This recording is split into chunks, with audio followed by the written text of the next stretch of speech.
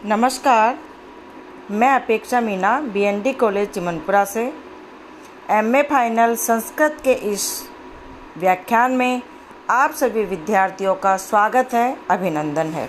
MA final के बच्चों को मैं प्रथम प्रश्न पत्र पढ़ा रही हूँ।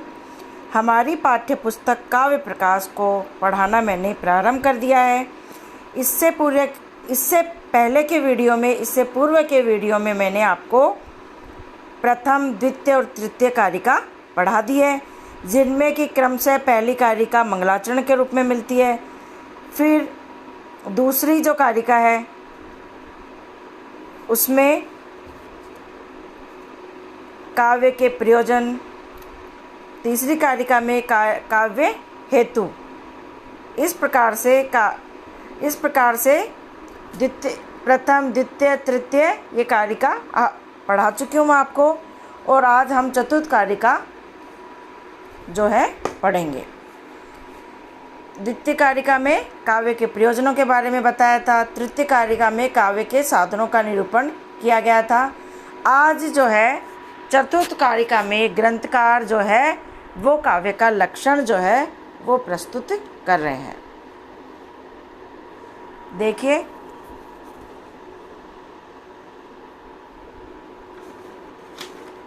तद दोषौ शब्दार्थौ सगुणावन अलंकृति पुनः क्वापि। तद दोषौ शब्दार्थो सगुणावन अलंकृति पुनः क्वापि। तो अब जो है ग्रंथकार काव्य का लक्षण प्रस्तुत करते हुए अपनी बात कह रहे हैं कि यहाँ पे बता रहे हैं कि किसी भी जो है पदार्थ का अव्याप्ति, अतिव्याप्ति तथा असंभव तीनों प्रकार के दोषों से रहित एकदम निर्दुष्ट लक्षण करना बड़ा कठिन होता है। और फिर काव्य जैसे दुर्बोध पदार्थ का लक्षण करना और भी अधिक कठिन कार्य होता है। किंतु काव्य प्रकाशकार ने इस दिशा में बहुत ही जो प्रशंसनीय प्रयत्न किया है और उन्होंने काव्य लक्षण के गुण दोषों की मीमांसा करने से पहले उनके लक्षणों को भली प्रकार से समझा और उन्होंने काव्य का लक्षण प्रस्तुत किया है। तद दोषौ शब्दार्थो सगुणाव अनलंकृति पुनः क्वापि। क्या कह रहे हैं वो? तद दोषौ शब्दार्थौ सगुणाव अलंकृति पुनः क्वापि।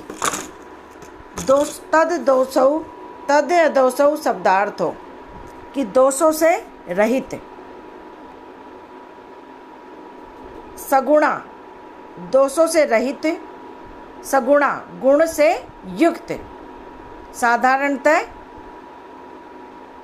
देखिए दोषों से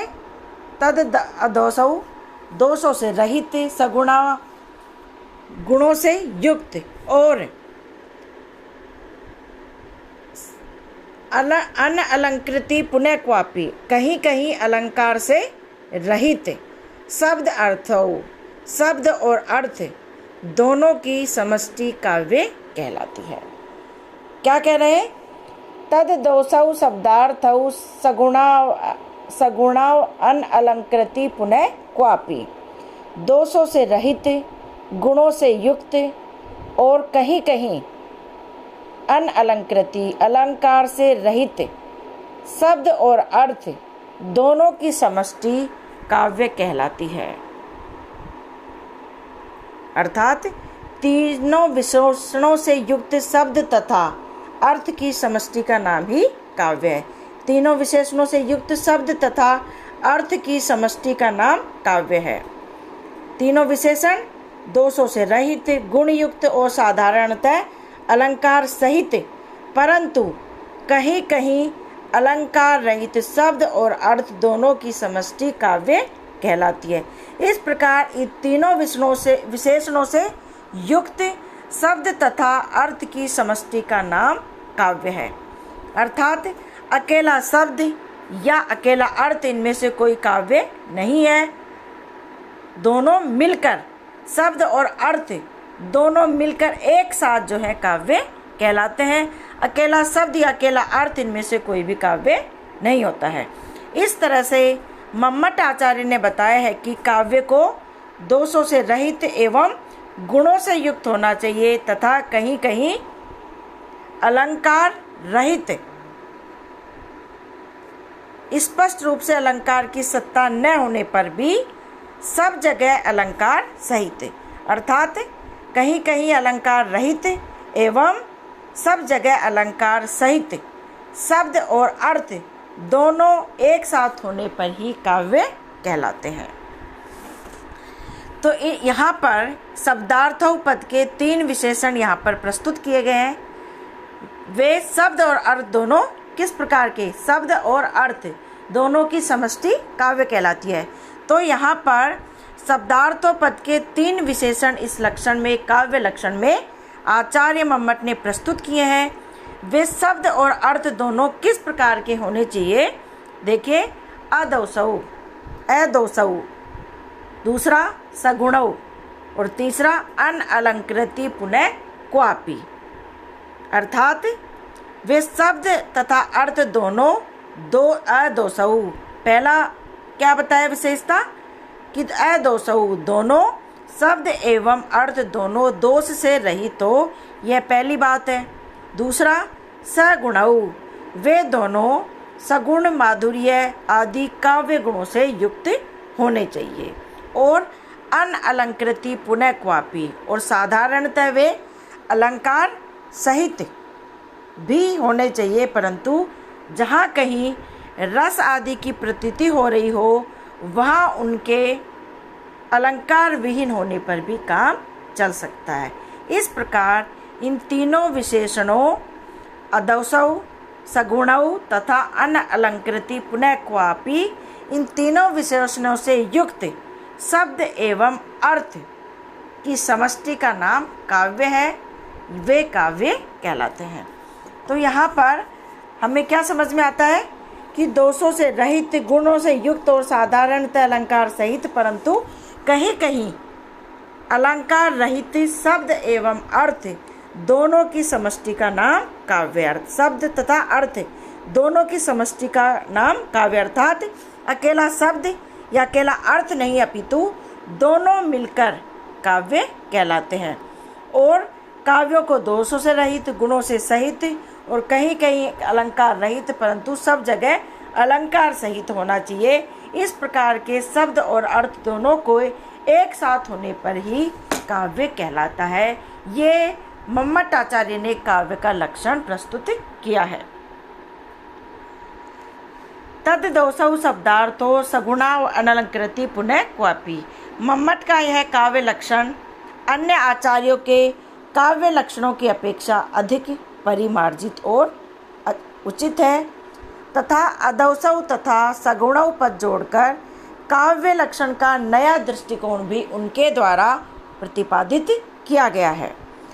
मम्मट ने काव्य के शरीरभूत शब्दार्थ के अदोषौ तथा सगुणौ विशेषणों के द्वारा इस द्विविधि संस्कार की अपरिहार्यता का प्रतिपादन भी किया है। वह अनअलंकृति पुनः क्वापि लिख करके अलंकार की गौणता को भी सूचित किया है।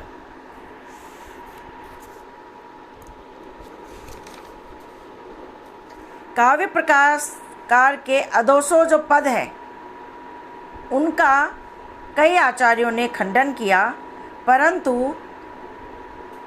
यहाँ पर उनके कहने का अभिप्राय यह है कि काव्यत्व के विघटक जो चित्त संस्कार आदि प्रबल दोष है उनसे रहित शब्द तथा अर्थ काव्य, अर्थात कोई भी दोष स्वरूपतः दोष नहीं होता है, अपितु जब वह रसानुभूति में बाधक होता है तभी दोष कहा जाता है। जैसे कि दुष्प्रभुत्व दोष, करुण, श्रृंगार आदि कोमल रसों की अनुभूति में बाधक होता है, इसलिए वहाँ उसे दोष कहा जाता है।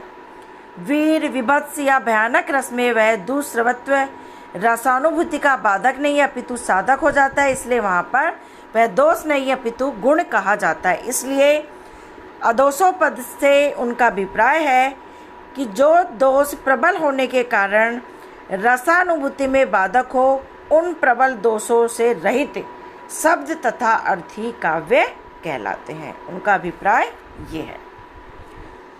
तो आज जो है हमने जो चतुर्थ कारिका है उसको पढ़ लिया है। पहली कारिका में मंगलाचरण हम पढ़ चुके हैं।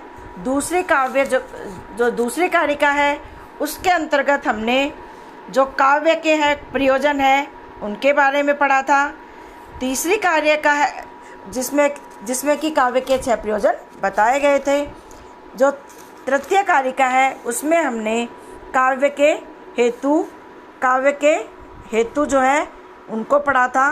और चतुर्थ कारिका जो आज है उसमें मम्मट आचार्य ने काव्य लक्षण को प्रतिपादित किया है। तो काव्य लक्षण तक हमने पढ़ लिया है। तो आपसे पुनः कल भेंट होगी। तब तक के लिए धन्यवाद।